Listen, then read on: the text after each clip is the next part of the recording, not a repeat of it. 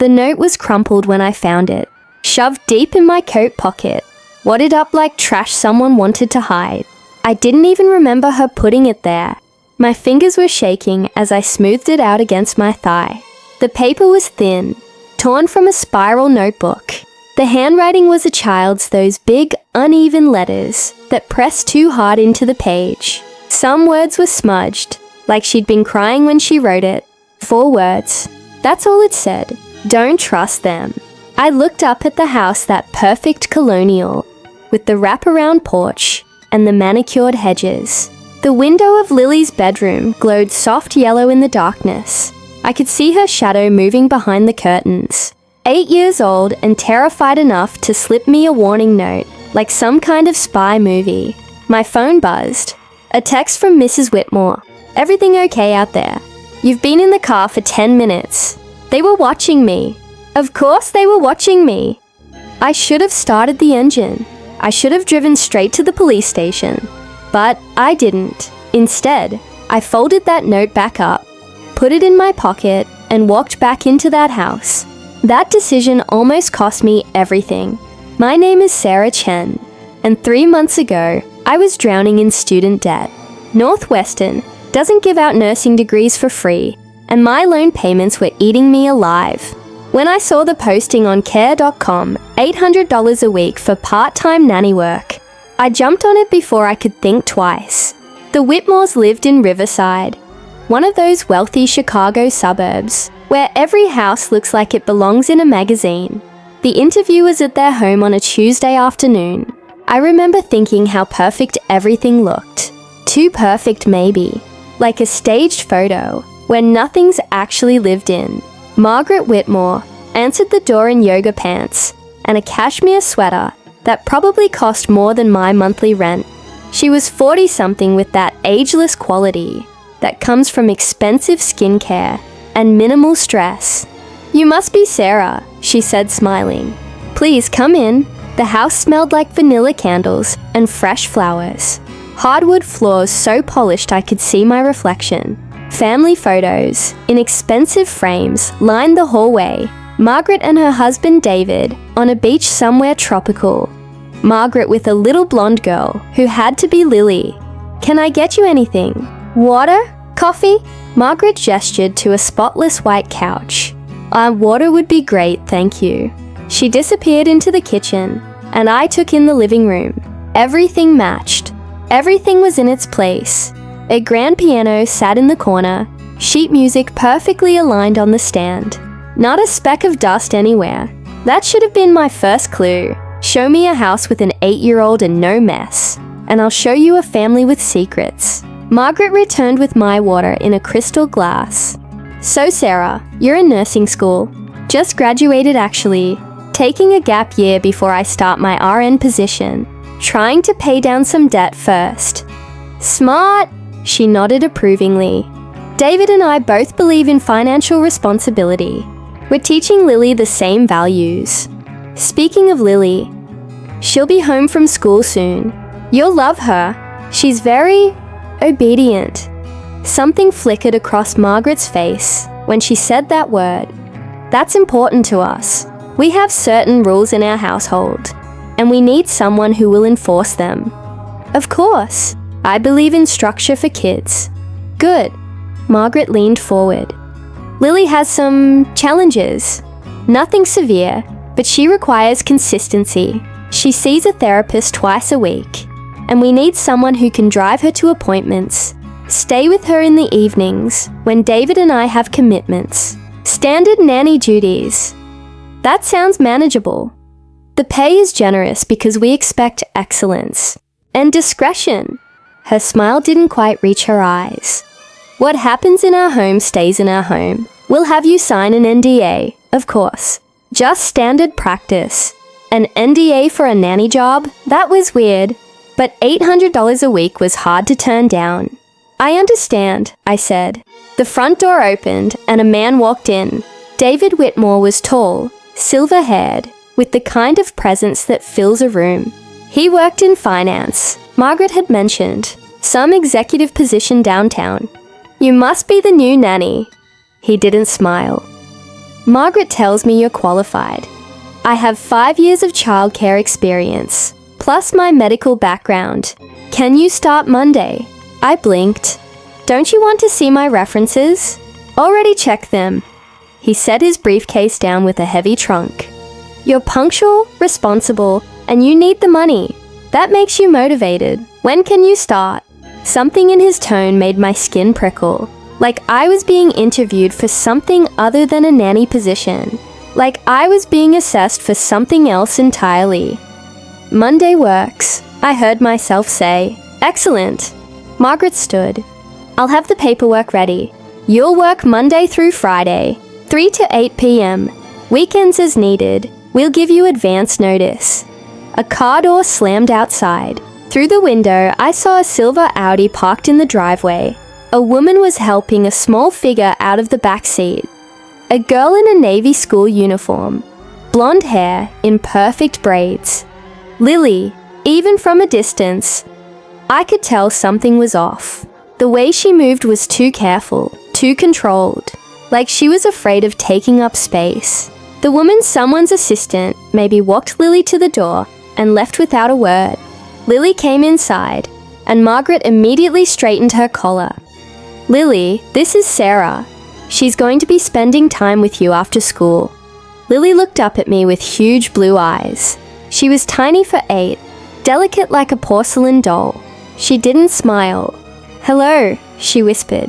Hi, Lily. It's nice to meet you. She glanced at her mother, then back at me. Nice to meet you too. Why don't you show Sarah your room? Margaret suggested. Lily nodded and turned toward the stairs. I followed her up, acutely aware of Margaret and David watching from below. Her room was exactly what you'd expect. Princess-themed, immaculate, nothing out of place. But there were no toys scattered on the floor, no art projects taped to the walls. It looked like a display room in a furniture store. You have a beautiful room, I said. Thank you. Lily sat on the edge of her bed, hands folded in her lap. Perfect posture, too perfect. What do you like to do for fun? I practice piano, and I read. What kind of books? Whatever Mother approves. The way she said mother made my stomach twist. Not mom or mommy, mother. Do you have any friends you like to play with? I'm homeschooled mostly. Mother says the public school children are a bad influence. But Margaret had said Lily went to school, that she'd just come home from school. I thought you just got back from... I go to school now. Lily cut me off quickly. Mother changed her mind. I'm not supposed to talk about before. Before what? I was about to ask when Margaret appeared in the doorways. I think that's enough for today, Sarah. We'll see you Monday at 3 sharp. Lily has homework to do. I was being dismissed. Of course. See you Monday, Lily. She looked at me with those big, haunted eyes. See you Monday, Miss Sarah. I should have noticed then. The way Lily's hands trembled when her mother stood behind her. The way her whole body tensed. The way she looked at me like she wanted to say something but didn't dare. I should have left right then. But I didn't. Monday arrived grey and cold. October in Chicago meant early darkness and that creeping chill that gets into your bones. I pulled up to the Whitmore house at 2:55 p.m., determined to make a good impression. Margaret met me at the door with a folder full of paperwork. The NDA, emergency contacts, Lily's schedule. Everything was typed out in meticulous detail. Lily gets home at 3:15, Margaret explained. The driver drops her off. You'll give her a snack, options are listed here. No sugar after 4 p.m., then homework time until 5. Dinner is at 6 sharp. We have a meal service, so you just heat up whatever's labeled for that day. After dinner, she may have 30 minutes of approved television shows are listed. Bath at 7:30, in bed by 8. I scan the schedule. This is very structured. Structure is important for children. Lily thrives on routine. What about free play? Time with friends? Margaret's smile tightened. Lily doesn't need friends. She has everything she needs right here. That should have been red flag number 2. But I signed the NDA and took the folder. The first week was strange but manageable. Lily was unfailingly polite, almost robotic in her obedience. When I'd pick her up from school, she'd climb into my car without a word, buckle her seatbelt, and stare straight ahead. "How was school today?" I'd ask. "Fine, Miss Sarah. Did you learn anything interesting?" "Yes, Miss Sarah." "Want to tell me about it?" "No, thank you, Miss Sarah." Every conversation hit the same brick wall. She answered questions with the bare minimum. Never volunteered information. Never asked questions of her own. For an 8-year-old, it was deeply abnormal. The house itself felt wrong too. Too quiet. Too clean. I never saw David during my shifts. He worked late, Margaret said, and Margaret herself was always hovering, watching. If I gave Lily the wrong snack, she'd appear within minutes to correct me. If I let Lily watch an extra 5 minutes of TV, Margaret knew somehow. The cameras. That's when I noticed them. Small, discreet, one in the corner of the kitchen, one in the hallway, one pointed at the front door. I counted 6 total on my first floor alone. When I asked Margaret about them, she waved it off. Just security. You can never be too careful these days. But they weren't pointed outside. They were all pointed inside. By the end of week 2, I'd established something like a routine with Lily. She was smart, scary smart actually. She blazed through her homework in 20 minutes, reading at what had to be a 6th grade level at least. But she never seemed proud of herself, never smiled when she got something right. One afternoon, I brought coloring books and markers. I thought maybe we could do something fun after homework, I said. Lily stared at the markers like I'd handed her a live snake. Mother doesn't allow markers. I might stain something. We'll be careful. And if anything happens, I'll take responsibility. She hesitated, then slowly reached for a blue marker. Her hand was trembling. "It's okay," I said gently. "It's just coloring." She chose a picture of a butterfly and started filling it in with precise, careful strokes.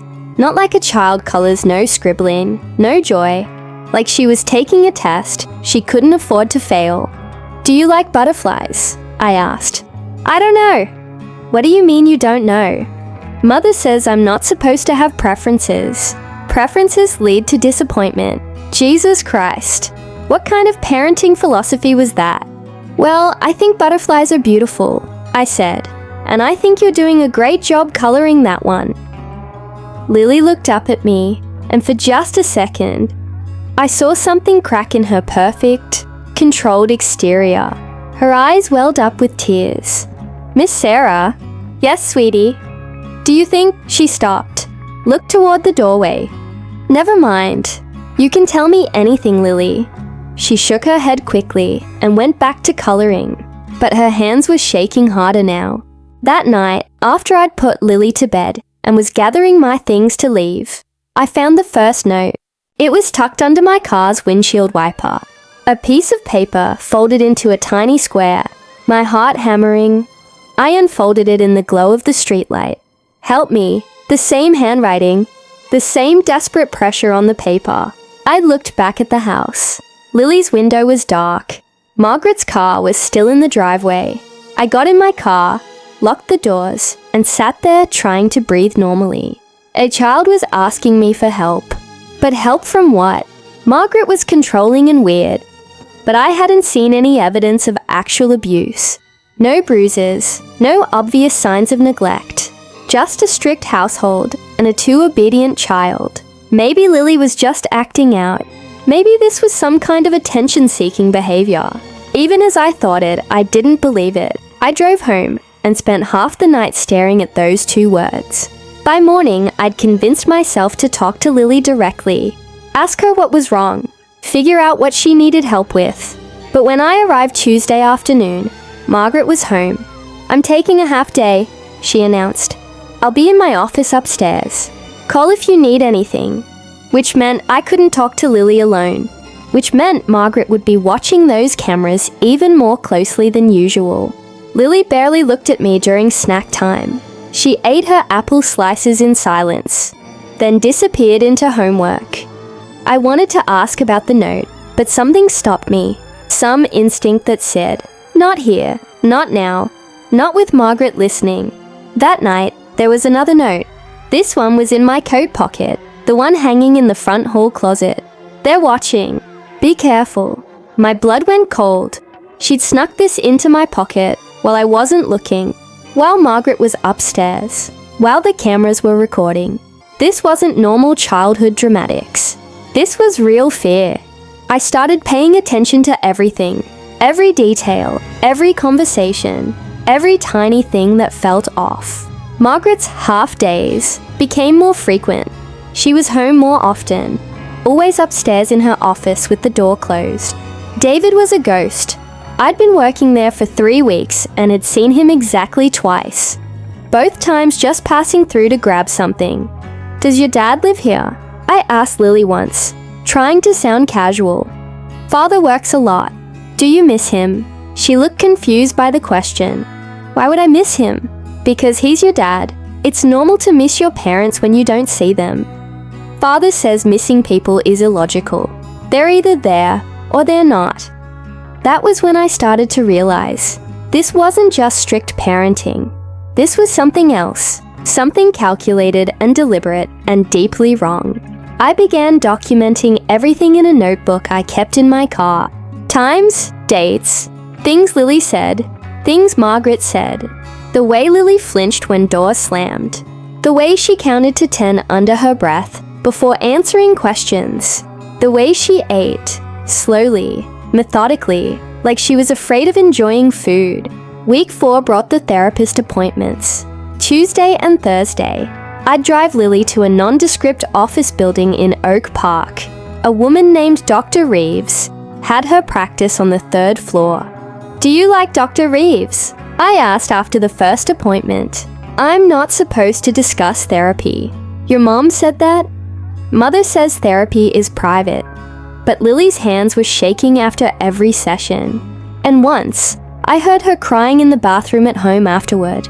Quiet, muffled sobs that she tried to hide when I knocked on the door. "Lily, honey, are you okay?" "I'm fine, Miss Sarah." "You don't sound fine." A long pause. Then, so quiet I almost didn't hear. "Dr. Reeves says I'm making progress." "Progress with what?" "Being better. Being normal." "You are normal, Lily." "No, I'm not." Her voice cracked. "Mother says I'm broken. But Dr. Reeves is fixing me." I tried the doorknob. Locked. "Can you open the door, please?" "I need a minute." I stood there helpless, listening to an 8-year-old girl cry by herself in a bathroom because she believed she was broken. That night, I did something I probably shouldn't have.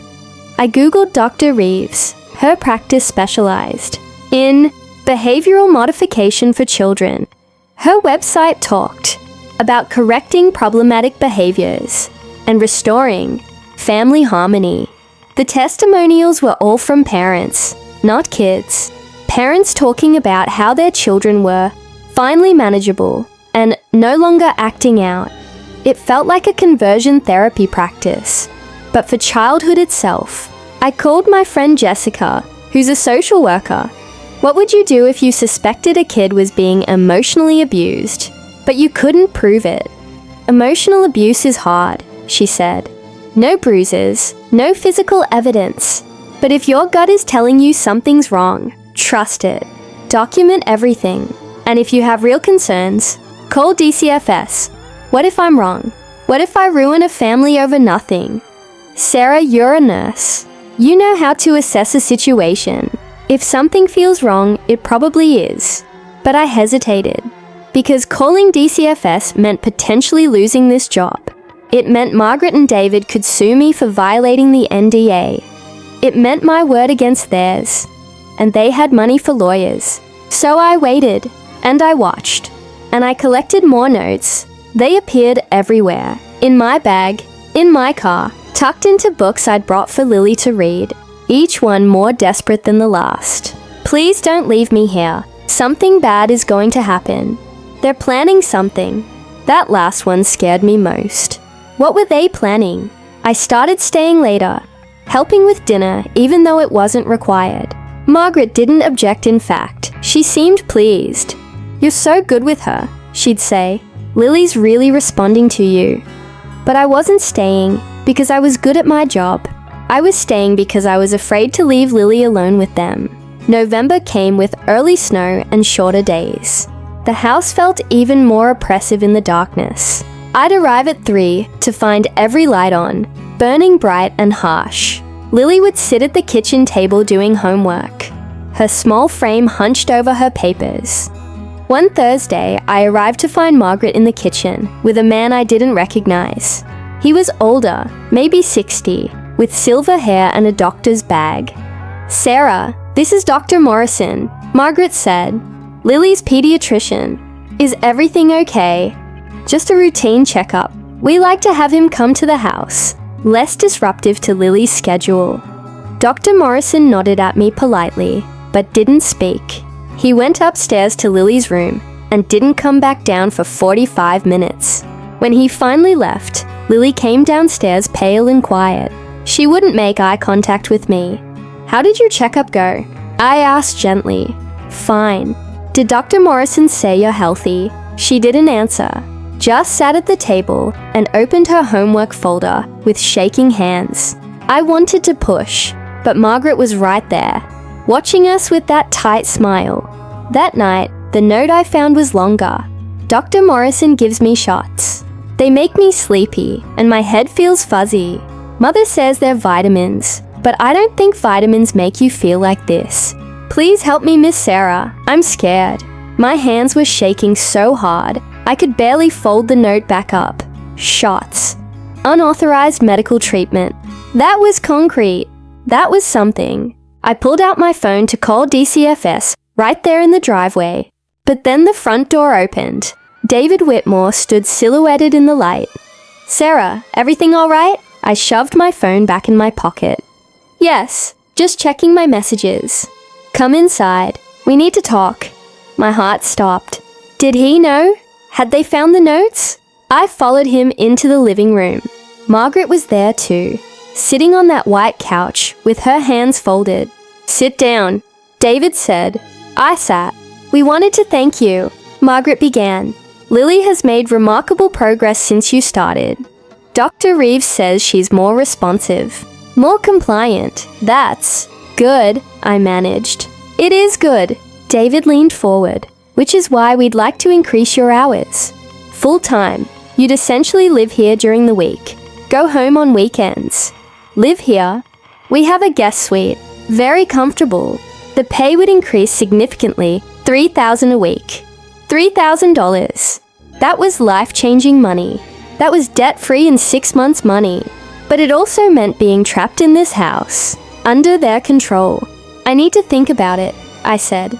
Margaret's smile faltered. "We'd need an answer soon. We're considering other candidates." "I understand. Can I let you know by Friday?" "Of course." David stood, effectively ending the conversation. "We'll see you tomorrow." I left, my mind racing. They were trying to isolate Lily completely. Full-time nanny meant no more outside contact, no more privacy, no more opportunities for Lily to slip me notes. I had to do something, now. That night, I called the DCFS hotline. I want to report suspected child abuse. The woman on the other end was kind and professional. She took down all the information, the notes, the mysterious shots, the controlling behavior, the emotional manipulation. "We'll send someone to investigate," she said. "Probably within 72 hours. What do I do until then?" "Document everything, and if you believe the child is in immediate danger, call 911. I hung up feeling both relieved and terrified. I'd crossed a line. There was no going back now. Friday. I arrived at 3 p.m. like normal, but nothing was normal. Margaret met me at the door, her face tight. "We need to talk before Lily gets home." She led me to the living room. David was there, standing by the fireplace. His expression was cold. "We know you called DCFS," Margaret said. My blood turned to ice. "I don't know what. Don't lie to us." David's voice cut like glass. "We have friends in the department. They gave us a courtesy call this morning. Of course they did. Rich people always have friends in the right places. I was concerned about Lily's welfare. Lily's welfare. Margaret laughed, but there was no humor in it. You've been here 5 weeks. We've been her parents for 8 years. And you think you know what's best for her. I think giving a child unauthorized medication is illegal. Those aren't unauthorized, David snapped. Dr. Morrison is a licensed physician. Everything he does is documented and legal. Then what are the shots for? That's none of your business. It is, if I'm responsible for her care. You're not responsible for anything, Margaret cut in. You're an employee, and you violated your NDA by discussing private family matters with a government agency. The NDA. I'd almost forgotten about that. We could sue you, David said. We could ruin your nursing career before it even starts. One call to the state board about your unprofessional conduct. He left the threat hanging. Or, Margaret said, her voice softening, you could accept our offer. Move in full-time. Help us give Lily the structure and care she needs. We'd forget all about this misunderstanding. And if I don't, then you're fired, effective immediately, and we'll make sure you never work in childcare again. I sat there stunned. They had me cornered. Either I stayed and enabled whatever they were doing to Lily, or I left and couldn't help her at all. I need to use the bathroom, I said. Margaret gestured down the hall. Make it quick. Lily will be home soon. I locked myself in the bathroom and pulled out my phone with shaking hands. Called Jessica. They know I called DCFS. I whispered. They're threatening to sue me. Can they do that? I signed an NDA. Fuck. Okay, listen, if DCFS shows up, they have to investigate regardless. Your job is to keep Lily safe until they get there. Can you do that? They want me to move in full-time. Do not do that. You'd be completely under their control. Tell them you need the weekend to think about it, then don't come back Monday. But what about Lily? DCFS will handle it. You've done your part. I wanted to believe that, but I'd seen how the system worked. Rich people could lawyer their way out of anything. I flushed the toilet for show and went back to the living room. I'll need the weekend to decide, I told them. Of course, Margaret said smoothly. Take all the time you need. But her eyes said something else. Her eyes said they knew I was planning to run. The front door opened. Lily came in, backpack hanging off one small shoulder. She looked at all of us, and I saw her face go pale. Hi, Mother. Hi, Father. Her voice was barely a whisper. Hi, Miss Sarah. Go upstairs, Lily, Margaret said. Sarah needs to leave now. But it's only 3:15. Now, Lily. Lily looked at me, and in that moment, I saw pure terror in her eyes. She knew something was wrong. She knew I was leaving and might not come back. I couldn't let that happen. Actually, I heard myself say, I've made my decision. I'll take the full-time position. Margaret's expression shifted to surprise, then satisfaction. Wonderful. You can move in Sunday evening. Perfect. I left feeling like I'd just signed a deal with the devil. But I couldn't leave Lily there alone. Not until I figured out what was really happening. That night, I didn't go home. I parked down the street from the Whitmore house and waited. At 8 p.m., the lights in Lily's room went out. At 9, Margaret's bedroom light went off. David's office stayed lit until midnight. At 2 a.m., a car pulled into the driveway. Not David's usual sedan, a dark van with tinted windows. 2 men got out. They didn't knock. David opened the door before they could. They spoke briefly on the porch, their voices too low for me to hear. Then all 3 went inside. 10 minutes later, they came back out carrying something wrapped in a blanket. Something small, something child-sized. I watched in horror as they loaded the bundle into the van. It didn't move. Oh my God, oh my God. I grabbed my phone to call 911, but my hands were shaking so badly I dropped it. By the time I picked it up, the van was already pulling away. I made a choice in that split second. I started my car and followed them. The van headed west on Route 290, away from the suburbs, and into the industrial areas on the edge of the city. I kept 3 cars back, terrified they'd notice me following. My mind was racing. Was that Lily in the blanket? Was she unconscious from those shots? Or worse, I couldn't let myself think worse. I should call the police, and tell them what? That I saw people loading something into a van at 2 a.m. They'd never get there in time. They'd ask questions I couldn't answer. The van turned into an industrial park, all concrete and razor wire and buildings that looked abandoned. It pulled up to a warehouse with boarded windows and a rusted metal door. I parked behind a dumpster and killed my lights. The 2 men got out. One opened the van's back door, while the other unlocked the warehouse. They carried the bundle inside. David's car pulled up seconds later. He followed them in. I sat there for 30 seconds that felt like hours. Then I got out of my car. I had no weapon, no plan, no backup. Just my phone with 911 ready to dial, and a desperate need to know what was inside that building. The metal door was slightly ajar. I slipped through into darkness. The warehouse smelled like rust and chemicals. My eyes slowly adjusted to the dim light filtering through cracks in the boarded windows. I could hear voices ahead muffled, echoing in the vast space. I crept forward, using shipping containers for cover.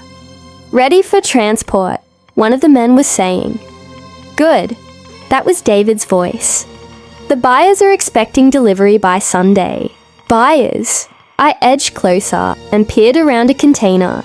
The scene made my blood freeze. A surgical table, bright lights, medical equipment, and Lily, oh God, Lily laying motionless on that table. Her blonde hair fanned out around her pale face. She was wearing a hospital gown. A man in scrubs was checking her vitals. Not Dr. Morrison, someone else. "She's stable," he said. "The sedative will keep her under for another 6 hours. Plenty of time for the procedure." Procedure. What procedure? Margaret appeared from somewhere in the shadows. "And you're sure the markers are correct?" "The buyers are very particular. HLA typing is a perfect match. Liver and kidney both viable. The heart's a bonus. She's young enough that it'll go for premium price." My stomach lurched. I pressed my hand over my mouth to keep from making a sound. They were selling Lily's organs. "How long until the surgical team arrives?" David asked. 2 hours. 2 hours. I had 2 hours to save her life. I backed away slowly, my whole body shaking. I needed to call 911 right now. But as I turned, my foot caught on something metal. A chain. It rattled loud in the silence. "What was that?" Margaret's voice, sharp and suspicious. I ran. Behind me, footsteps pounded. Shouts. Someone yelling to check the perimeter. I burst through that metal door into the cold night air and sprinted for my car, hands fumbling with keys. "Get in, get in, get in." An arm grabbed me from behind.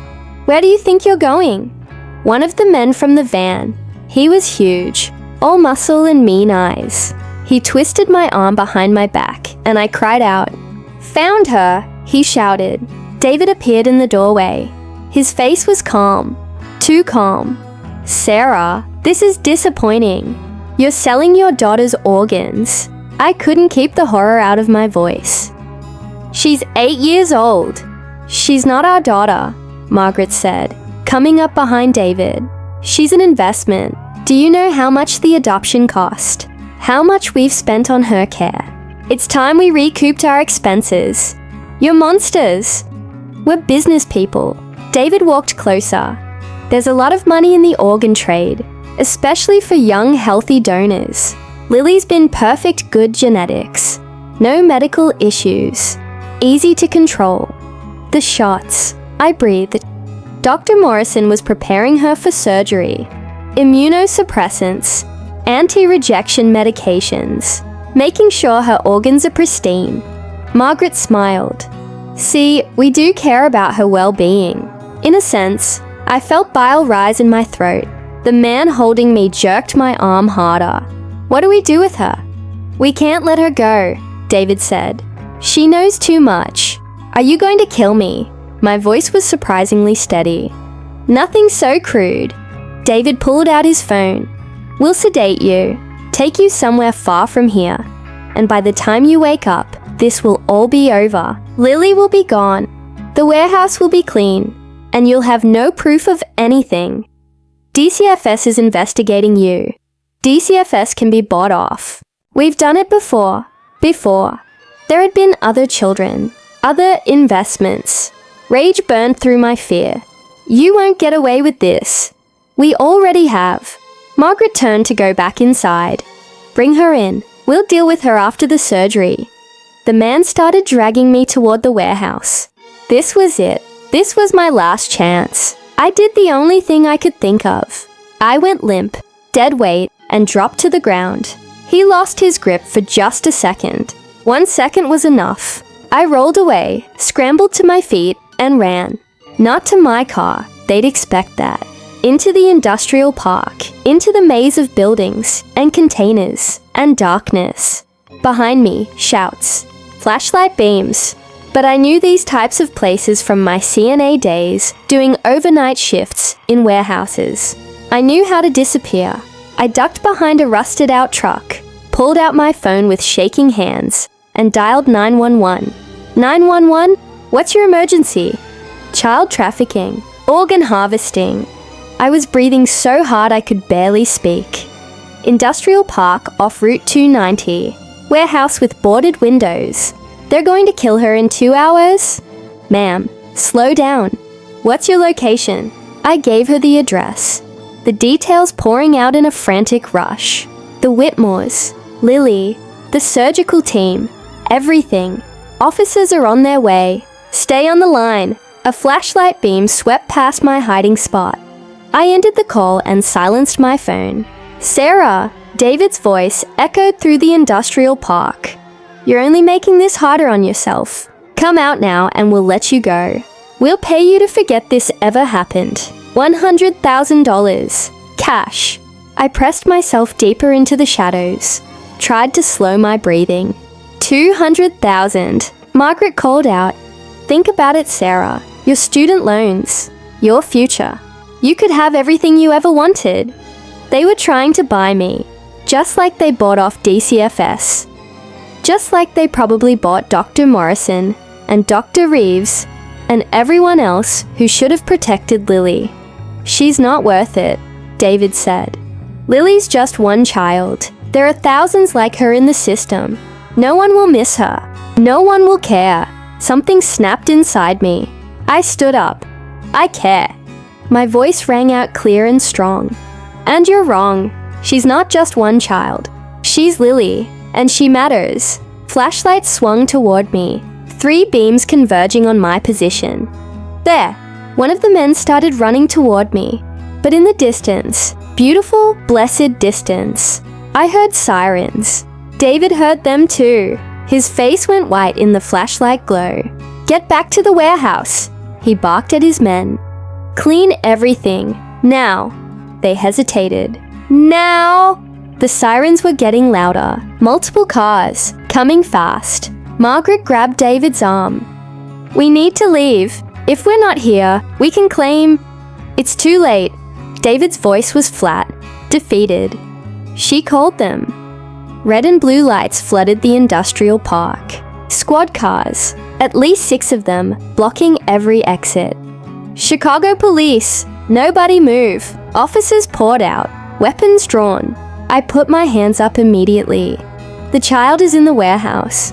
I shouted. She's sedated. There's a surgical team coming in less than 2 hours. 2 officers moved toward me, while the rest converged on the warehouse. One of them, a woman with kind eyes, put a hand on my shoulder. You're safe now. What's your name? Sarah Chen. I'm the nanny. I tried to call DCFS, but they didn't. We know. DCFS did get your report. They called us when they couldn't reach you tonight. We've had the Whitmores under surveillance for 3 hours. Relief made my knees weak. Lily, is she? Let's go check on her together. Inside the warehouse, the scene was controlled chaos. The two men in handcuffs. Margaret and David separated, being read their rights. The man in scrubs, trying to argue that he was just there for a consultation. And Lily, still on that table, still unconscious but breathing. An EMT was checking her vitals, an oxygen mask over her small face. "Is she okay?" I asked, my voice breaking. "Vitals are stable. We're taking her to county for evaluation, but she should be fine. You got here in time." I sank to my knees. All the fear, all the adrenaline, all the horror of the past hour crashed over me at once. I started sobbing ugly, gasping sobs that I couldn't control. The kind officer knelt beside me. "You did good. You saved her life." But I almost hadn't. If I'd gone home that night, if I'd decided not to follow the van, if I'd been too scared to call 911, Lily would be dead. The next 6 hours were a blur. The police station, statement after statement, going over every detail. The notes, the shots, the therapist, the mysterious doctor. They recorded everything, took photos of the notes I'd kept. A detective named Rodriguez was kind but thorough. "You realize you violated your NDA by coming forward," she said. "I know. And you did it anyway." "I had to. She's a child." Rodriguez nodded. "For what it's worth, the NDA won't hold up in court. You can't sign away your legal duty to report child abuse. The Whitmore's lawyers will try, but they'll lose." "What about the other children?" I asked. David said, "We've done this before." Her expression darkened. "We're looking into it. The FBI is involved now. This crosses state lines. Human trafficking, organ harvesting, it's federal. We've already found records of 3 other adoptions by the Whitmores. In the last 12 years, my stomach turned. 3 other children. We don't know what happened to them yet, but we're going to find out." Jessica arrived around dawn with coffee and a change of clothes. She wrapped me in a hug so tight I could barely breathe. "You scared the hell out of me," she whispered. "When you didn't answer your phone, I'm sorry. I had to. I know. I know you did." She pulled back, her eyes red. "You're a hero, Sarah. You know that, right?" I didn't feel like a hero. I felt like I'd barely survived. "Can I see Lily?" I asked Rodriguez. "She's at Children's Hospital, still sedated, but they're bringing her out of it slowly. DCFS has an emergency custody order. She'll go into foster care once she's discharged." Foster care, after everything she'd been through. More strangers, more uncertainty, more trauma. "Can I visit her?" "I don't see why not. You're probably the only familiar face she'll want to see." Jessica drove me to the hospital. I must have looked like hell. No sleep. Still wearing yesterday's clothes. My mascara smeared from crying. But I didn't care. Lily was in a private room on the pediatric floor. A DCFS caseworker sat outside. A woman named Janet, who looked tired but sympathetic. "5 minutes," she said. "She's been asking for you." My heart clenched. "She's awake?" "I just woke up 20 minutes ago. The doctors say she'll make a full physical recovery." Physical recovery. But what about everything else? I pushed open the door. Lily was sitting up in bed, so small in that hospital gown, an IV in her arm. When she saw me, her face crumpled. "Miss Sarah!" I was at her bedside in 3 steps, gathering her carefully into my arms. She clung to me like I was the only solid thing in the world. "You're safe," I whispered. "You're safe now, sweetie. I promise." I thought... Her voice broke. "I thought they were going to hurt you too." They didn't. The police came. "Everyone's safe." She pulled back, her blue eyes huge in her pale face. "Mother and father, they're in jail. They can't hurt you anymore." "Good." Her voice was small but fierce. "They were bad people. I knew they were bad." "Your notes," I said gently. "That was so brave. You were so smart to ask for help. I didn't know if you'd understand. I didn't know if you'd believe me." Tears streamed down her cheeks. Nobody ever believed me before. My heart shattered. "What do you mean before?" "The other house. The other parents. I tried to tell the social worker, but they said I was making up stories. They said I was being difficult. The other children. The ones before Lily. How many houses were there, Lily? 3. This was the third. She wiped at her tears with the back of her hand. The first parents were nice at first, but then they started doing the same things. The shots. The doctors. I ran away, but they found me. Said I was confused. Sent me back. Oh God. She'd tried to escape before. She'd tried to tell people. And nobody listened. And the second house. I only stayed there a few weeks. Something happened with the paperwork, the social workers said. But I heard Mother, the second mother, talking on the phone. She said the buyer backed out, that they needed to find another client. Like Lily was a product, like all these children were products. I'm so sorry, I whispered. I'm so sorry nobody protected you before. You protected me. Lily squeezed my hand. You believed me. You saved me. You saved yourself, sweetheart. Those notes were smart and brave. Will I have to go to another house now? Her voice went small and scared. Another family. I don't know what happens next, but I promise you, I'm going to make sure you go somewhere safe. Somewhere with people who will actually take care of you. Janet knocked softly. Time's up, Sarah. Lily needs to rest. I hugged Lily one more time. I'll come back tomorrow, okay? I promise. You really promise. You won't disappear like everyone else. I really promise. I kept that promise. I visited Lily every day for the next 2 weeks while she recovered, and the investigation continued. The story broke in the news. Suburban couple arrested in organ trafficking ring. The media circus was intense, but the police kept Lily's identity protected. The investigation uncovered the full horror. The Whitmores had been part of a network that spanned multiple states. They'd adopted at least 7 children over 15 years. 3 of those children had vanished completely, their organs sold, their bodies never found. 2 others had been rescued by accident when other crimes were uncovered. One had aged out of the program at 18 and escaped, but was too traumatized to testify. Lily was the first one where they had a living witness willing to talk. The first one where they had enough evidence to prosecute everyone. Involved the doctors, the lawyers who falsified adoption papers, the DCFS workers who took bribes to look the other way. It was a system, an organized, profitable system, and it had been operating in plain sight for years. The trial lasted 8 months. I testified. So did Lily, though they let her do it via video to spare her the trauma of facing them. She was living with a foster family by then. A real family, a good one. Janet had personally vetted them. The Whitmores got life without parole. So did Dr. Morrison and the man in scrubs from the warehouse. Dr. Reeves claimed she didn't know what was really happening, but they got her for conspiracy anyway. 10 years. 3 DCFS workers were convicted of corruption. 2 lawyers lost their licenses. It wasn't enough. It would never be enough, but it was something. I never went back to nanny work. Couldn't. Every time I looked at a child, I saw Lily's face. Every time someone mentioned babysitting, I felt that note crumpled in my pocket. Don't trust them. Such simple words. Such a desperate plea.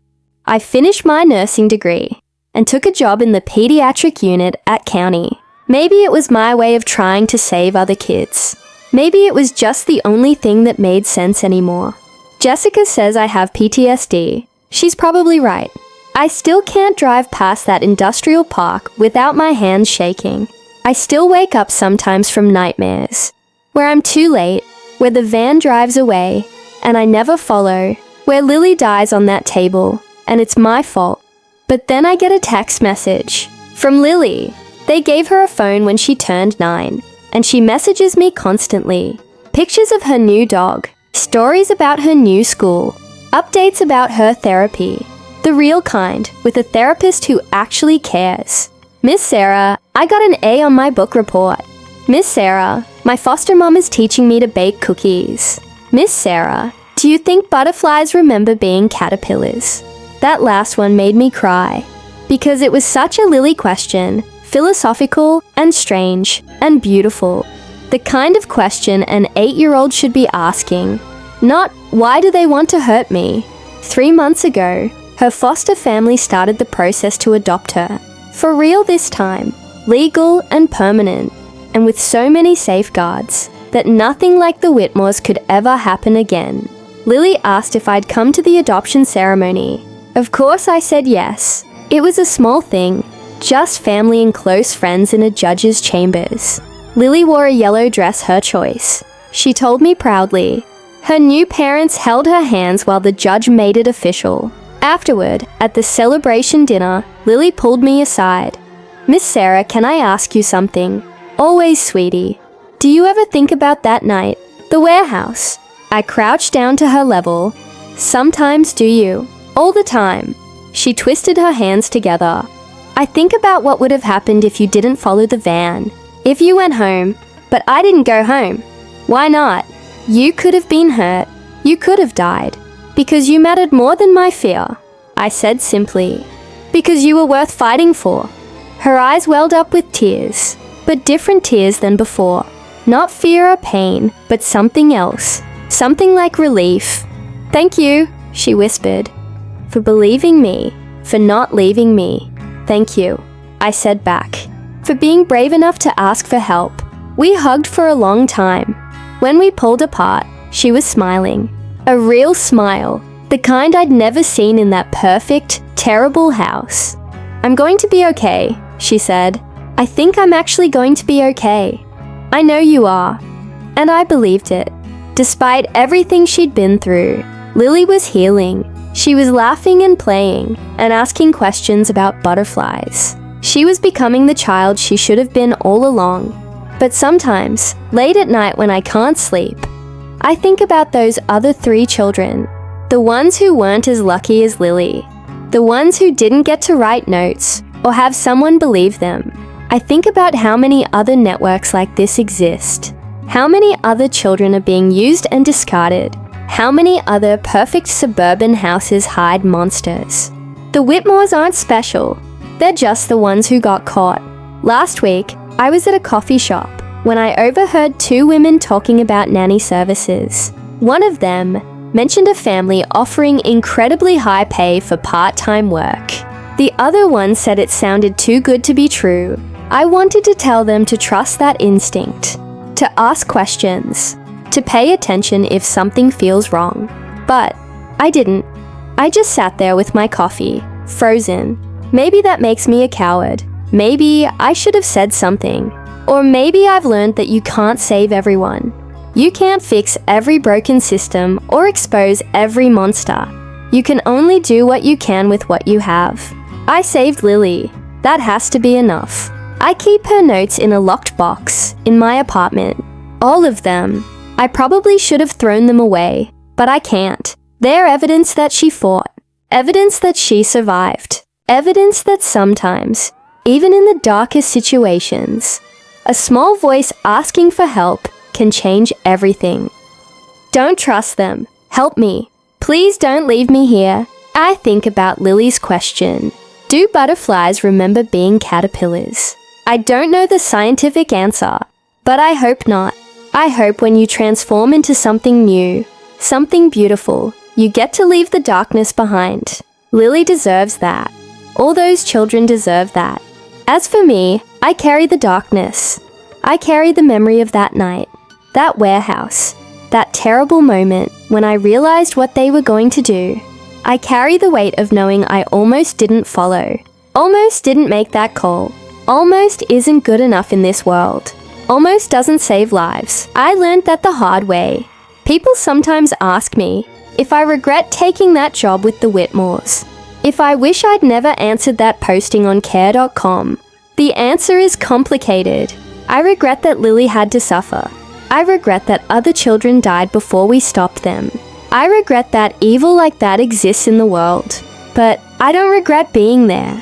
Because if it wasn't me, it would have been someone else. Someone who maybe wouldn't have noticed the red flags. Someone who wouldn't have taken Lily's notes seriously. Someone who would have taken the bribe and walked away. I wasn't a hero. I was just someone who was in the right place to do the right thing. Sometimes that's all it takes. Tomorrow, I'm going to Lily's 9th birthday party. She's having it at a park. Her first real birthday party with friends from school. She asked me to bring coloring books and markers. Not the washable kind, she said on the phone. I want the permanent ones. The ones that stain. I laughed.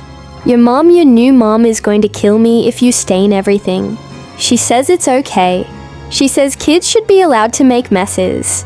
Kids should be allowed to make messes. Such a simple concept. Such a profound one for a girl who spent years terrified of coloring outside the lines. I'll bring the markers. The permanent ones. The ones that leave marks that don't wash away. Because some things shouldn't wash away. Some marks are meant to stay. I never worked as a nanny again, but I still wake up sometimes thinking about that crumpled note in my pocket. Those 4 words that changed everything. Don't trust them. I didn't. And because I didn't, a little girl got to grow up. That has to be enough. That has to be everything. If this story kept you on the edge of your seat, then take a second right now to hit that subscribe button. Because what happened to Lily isn't just a story, it's a reminder. Evil can hide behind perfect smiles, and sometimes the only protection a child has is someone willing to listen. On this channel, every week we share true, chilling nanny stories that expose the secrets hidden in ordinary homes. Stories that make you question what you see and what you don't. If you want more stories like this video. So I know you want me to keep going. And tell me in the comments, at what moment in this story did your heart stop? Was it the crumpled note, the van, the warehouse reveal, or the trial? I want to hear your reaction. Finally, don't just keep this to yourself. Share this video with a friend who loves true crime, because these stories aren't just entertainment, they're warnings. They remind us to pay attention, to ask questions, and to never ignore the quiet voices asking for help. So, subscribe, like, and share, because the next story may be even darker, and you won't want to miss it.